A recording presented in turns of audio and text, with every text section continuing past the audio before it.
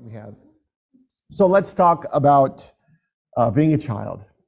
You know, as children, most of us remember being on one of those seemingly endless road trips in the back seat of the car, or maybe from the less desirable third row of minivan seats, or if you were part of a really big family and you were raised in the 1900s, from the rear-facing unsecured crawl space in the bowels of a brown-paneled station wagon.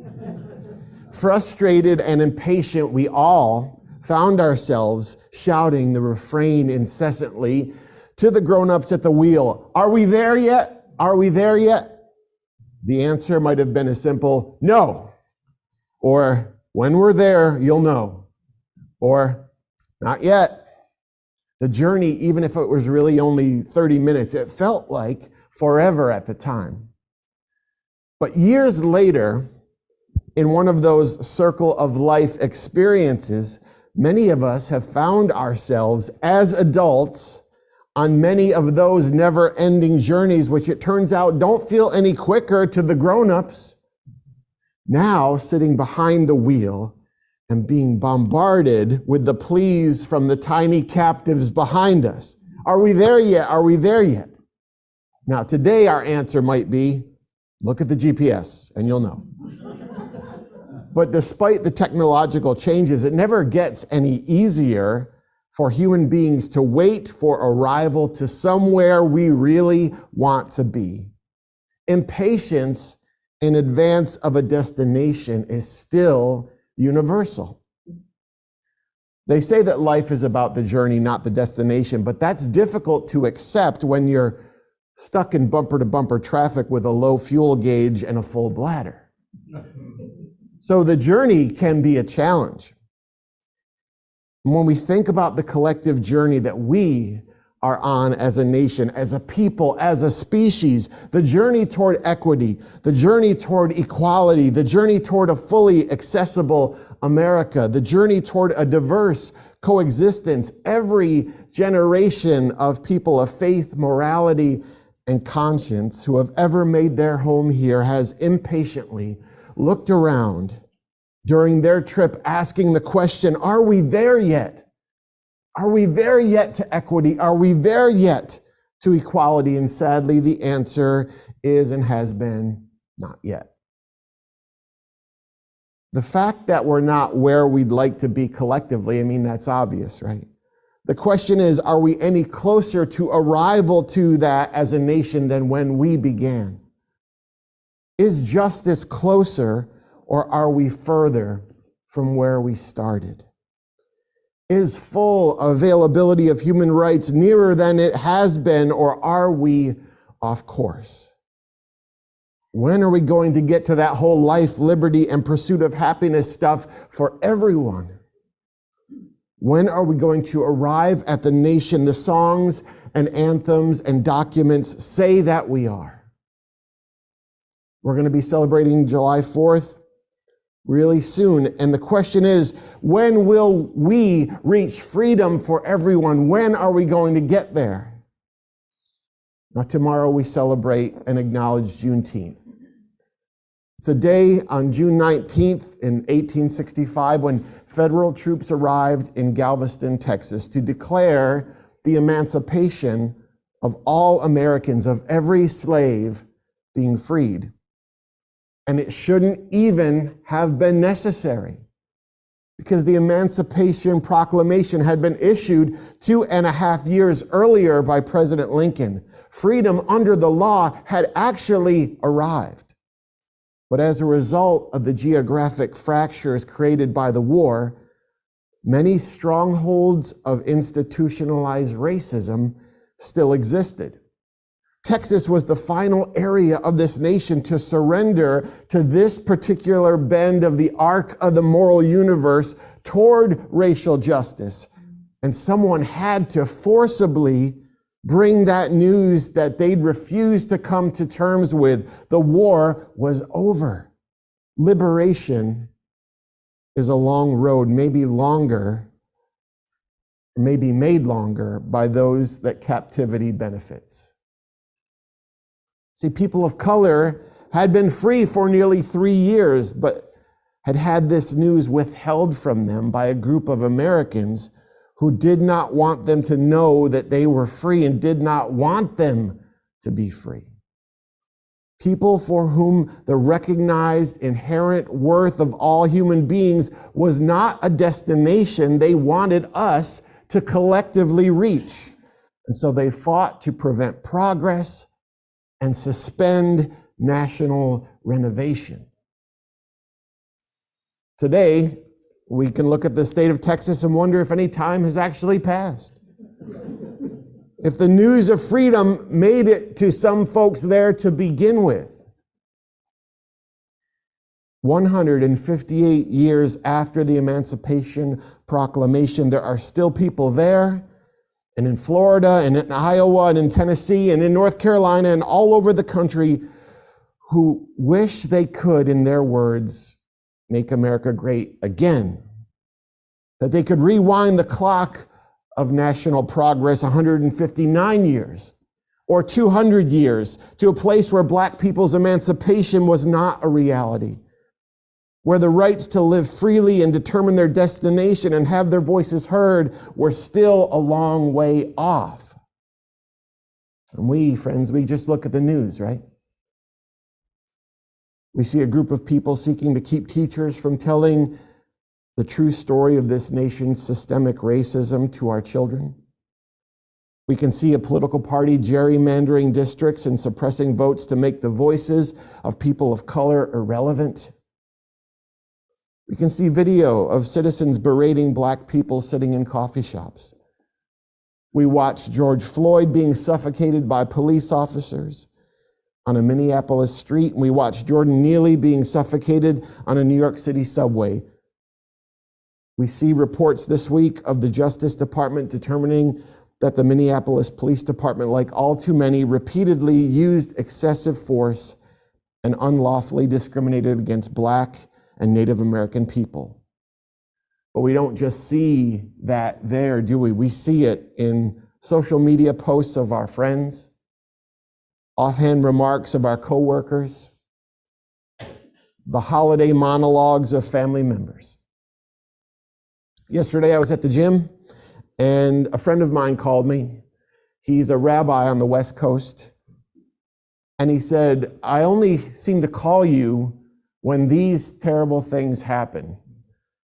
And he had been referring to a time that his family had faced horrible anti-Semitic graffiti all over their driveway. And he said, someone had taken our Black Lives Matter flag and torn it off the house and placed it next to our car and set it on fire. He and his family were, of course, devastated, but not just for his family, but for what acts of violence like this represent and mean for so many other people. America, in the fight against the cancer of racism, are we there yet? Not yet. But many people, like my friend and his family, people like you, aren't going to rest and be driven off course. We are awake and alive in this day, and that makes us dangerous to people who do not want equity. You are the terrifying woke mob. That's who you are. See, in recent years, but especially over the past few months, you've likely noticed the incessant indignation from some people about the rise of wokeness. You've heard about this. Woke is now a slur that has been weaponized against expressions of empathy seeking to move us forward as a nation. And that's not surprisingly. Interestingly, the word woke, in the 1930s or so within the Black community as a caution to stay alert, be aware of issues of justice and discrimination. It was a word used as protection and self-preservation for marginalized people living in a place that placed them in harm's way, a place that they hadn't chosen in the beginning. Now, gradually, people on the left, many of whom were white, adopted the word woke as an umbrella term for progressive policies. And that carries its own tensions, and we have to name those. But the unintended consequence of this is that the word has been commandeered by the political and religious right in their culture war attacks on anything that runs counter to that agenda. Woke is like critical race theory or caravans of migrants or the word groomers. It is a fear igniter for people who do not want equity and justice.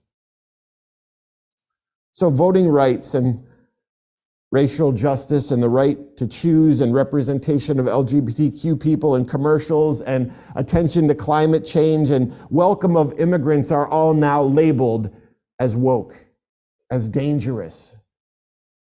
Empathy is actually something to be feared. The word woke is now a catch-all dog whistle designed to replace critical thinking and substantive debate. And as we look at a nation that is still not where it needs to be to make sure all people have a place, it's terrifying to realize that those now loudly declaring themselves anti-woke have the very same mindset as the power holders and the slave owners of the 1860s, who saw the emancipation of people of color and said, if we can help it, we will make sure that we are not there yet. White supremacy is still making sure that black liberation is not complete. The powerful are still trying to make sure people stay powerless under the law and in their own heads, and we cannot fall asleep now. The decent people of this nation who are fighting racism and longing to see the dream of Martin Luther King become a reality, we're looking around and we're saying, man, we are not there yet. Many of us are exhausted by the journey. We're wondering how we get there and what's in the way. I had a conversation with my friend Kathy Escobar this week. Kathy is an author of some fantastic books. One of them is called Faith Shift, which you might have already read and enjoyed. She's the co-pastor of a beautiful out-of-the-box spiritual community in Denver called The Refuge. And this week I asked Kathy, I said, as you look around and you see the struggles of this nation and our fractures and our tribalism, what story do you tell yourself about what's happening right now? How do you explain what you're seeing? And she said that the systems of government and religion that were built on racism and misogyny and homophobia, those structures of power for a few people of privilege are facing their eventual destruction, and that the caretakers and beneficiaries of those systems are digging in and they're doubling down to try and keep them in place. She said, in essence, that the world is becoming more diverse and more equitable, that more people are being awakened and that better days are coming. And those who have enjoyed the unearned rewards of privilege are saying, no, we're going to make sure we're not there quite yet. Having Father's Day today and Juneteenth tomorrow, having those 2 days pressed up against each other seemed fitting this week as I thought about this idea of a destination not yet fully reached. Because the reality of racism, it is found in our systems, but it's also felt in our stories. Inequity is legislated, but it's also inherited. It's outwardly declared and it is internally felt by individuals. As I said earlier, my son turned 18 recently. This week we watched him graduate high school. And later today I am celebrating with family, and I'm doing it on Father's Day, which is an extra special moment. But the gravity of this is not lost on me. And it's partly why I think I got so emotional earlier thinking about it. Over the past few days, I've been thinking about my son's journey since he arrived 18 years ago. I've been thinking about the excitement as we waited for his debut. He was supposed to be born on Memorial Day. He changed that to Labor Day. And he showed up 2 days before my birthday to steal any thunder that I had in this world. But I was thinking about that excitement, the promise of his life, the hopes we had for him, the world we hoped that he would inherit. And as every parent or someone who's raised a child understands, it is not for the faint of heart, friends. It is beautifully bittersweet. It is filled with joy and heartbreak, with moments of overflowing gratitude and moments of unfathomable fear. We rise and we fall on the rise and fall of our children. We try not to live vicariously through them, but parts of our hearts walk around in them so we can't help it.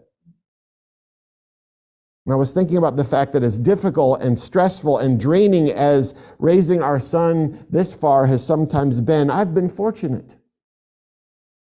I've raised a child of privilege. I have been a parent of privilege.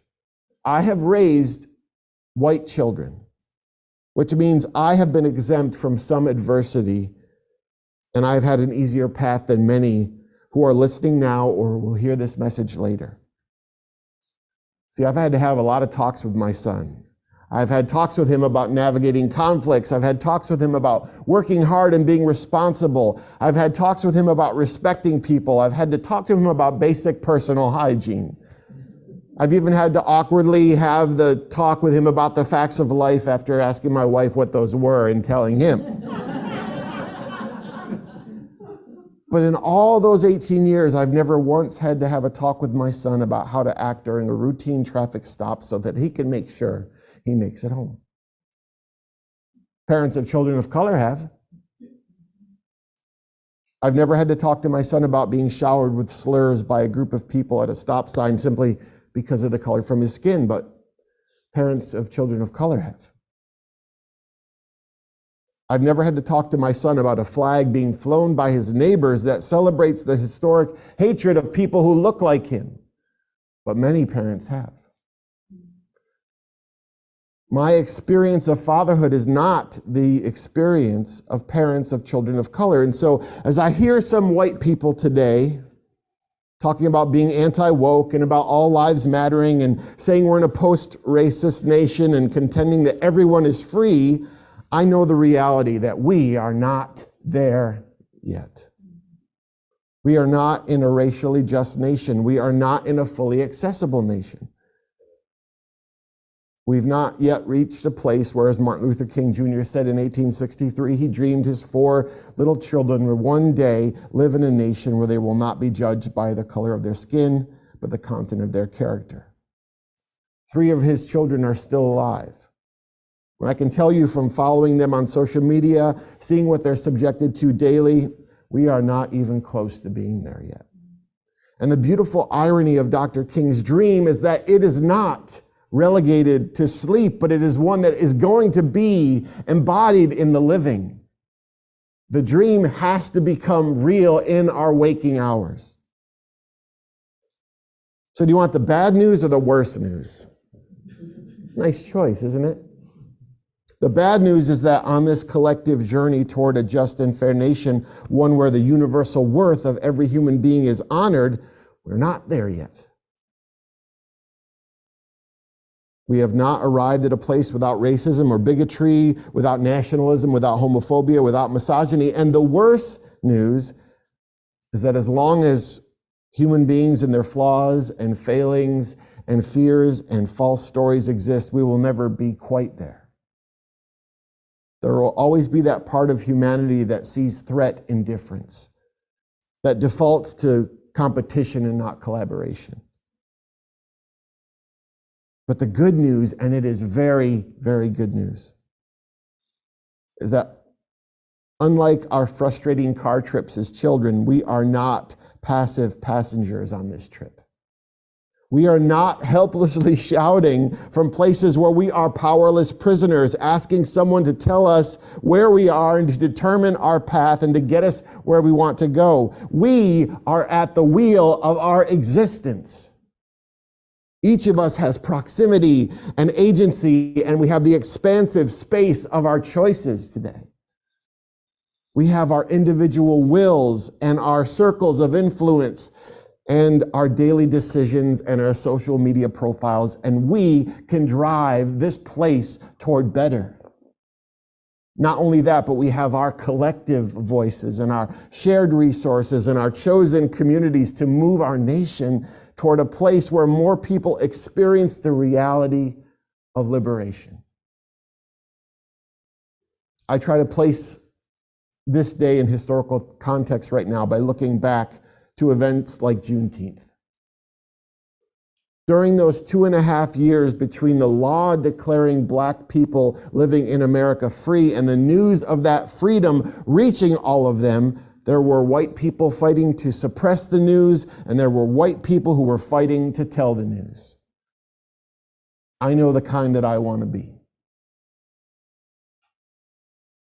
There were people for whom equality under the law was something to be concealed, and other people for whom it was something to be celebrated. And I know the kind of person I want to be. I know the kind of community we want to be here. I know that each of us wants to reach a more equitable destination than when our journeys began. And the way we will do that is by staying awake and alert, by leveraging our lives and our relationships and our voices to see more freedom declared for and experienced by more people. Every human being in existence here deserves to find joy and to be truly free in their shoes and in their skin. Are we there yet? Not yet.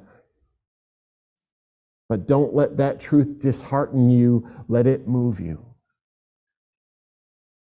Thanks for listening.